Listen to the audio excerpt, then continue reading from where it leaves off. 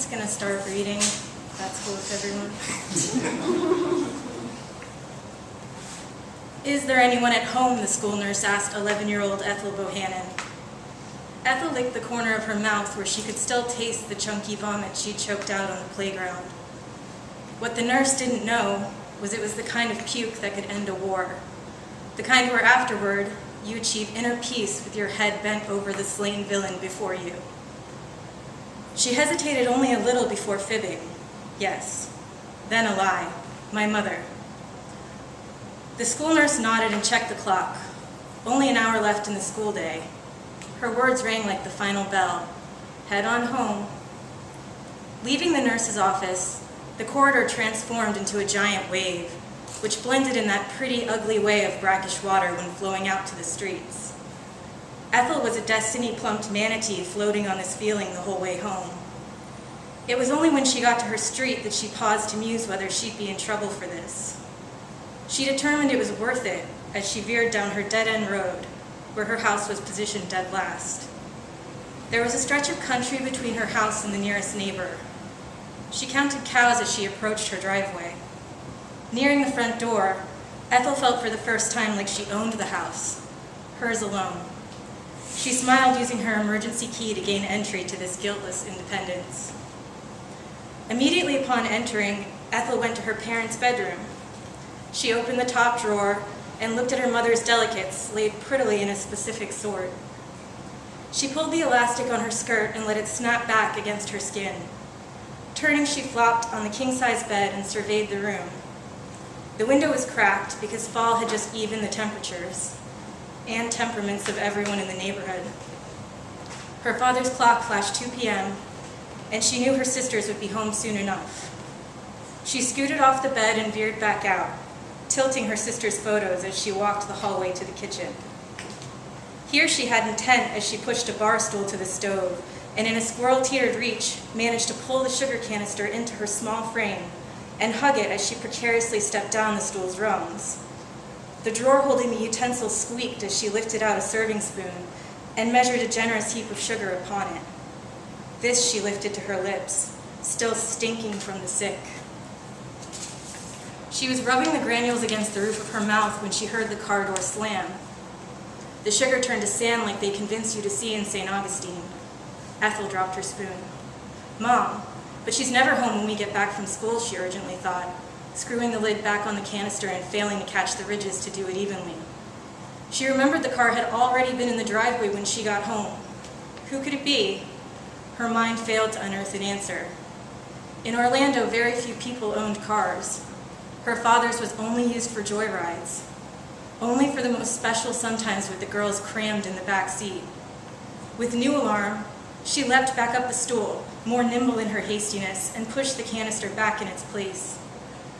The cabinet door clapped shut at the same time Ethel heard a knock at the front door. It was loud. She knew she could not answer. There was never a second knock, but the stranger did not leave. Ethel sweated in the kitchen until mystery compelled investigation. She goofed and kicked the spoon and it clattered over the floor, even louder than mockingbirds in the middle of the night.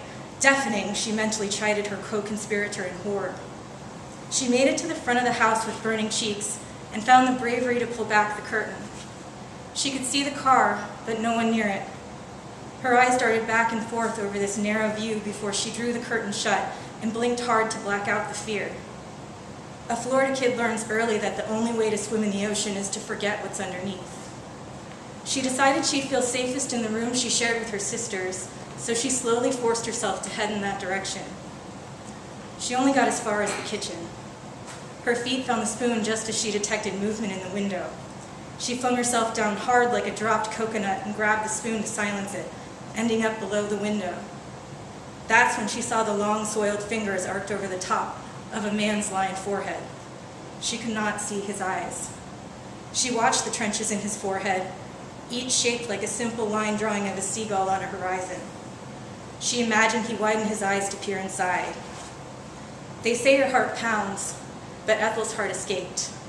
She felt only a hollow fear. The forehead disappeared. The window, it dawned on shrinking Ethel. The man was nearing her parents' room. She flattened her back against the counter, and it was as if it was the pane of glass the man's hands were, by now, pressed upon. She startled hard against it when she heard the window thunk. She jerked and whacked herself in the face with the spoon when the stranger dropped onto the floor. She gripped the spoon and stayed put. His footsteps trod the same path she did. She waited the panicked way you do when the surf pulls you under and pins you to the ocean floor. He turned the corner and found her there, frozen like a turnpike deer who saw his approach with all her senses. He blinked hard, and she wondered if he was deep-sea diving too. When he stepped toward her, she snapped her eyes shut. In this darkness, she seared his face to her eyelids, shaping his features from its shifting black shades. When she opened them again, he was gone. She sprang up and sprinted past the flung-open front door to her parents' room. The window wide open was only an entry for no-see-ums now. She arced her fingers and pushed the window closed. When she clicked the lock, it sounded almost like cocking a shotgun. She did not feel safe, but she felt shifted. It was 2:34 p.m. Her sisters arrived minutes later. They found Ethel sucking on a spoon. Her parents arrived even later, and Ethel said nothing. Her sisters tattled. Ethel was home alone. Ethel cried, "I puked on the playground." Her father took them all for a drive. "Feeling better?" her mother asked, with a weary look from the front seat. Ethel noted her worry-creased forehead. "Yes." Ethel liked secrets, so it was huge when it got bigger. The family pulled up to the house and the front window was smashed. "Wait here," her father said, pressing his face up to the car window. Ethel crossed her eyes and saw the man instead. That night, Ethel lay awake in bed, staring at the window, seeking a face in the shadows just outside. When none appeared, the strain of the search dragged her eyelids down to remind her that the man is etched conveniently right there. Like a lizard that loses its tail, Ethel, the horror of the moment still twitches, detached in your memory. She cast the man into her most fiery nightmares, finding him throughout her subconscious life in a recurring loop like demented sunstroke soulmates. His face became familiar, but it's a lie that familiarity is comfort. Familiarity is the drawn curtain.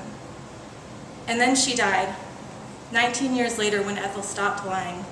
She shut every window in her house and blasted the locks to active duty.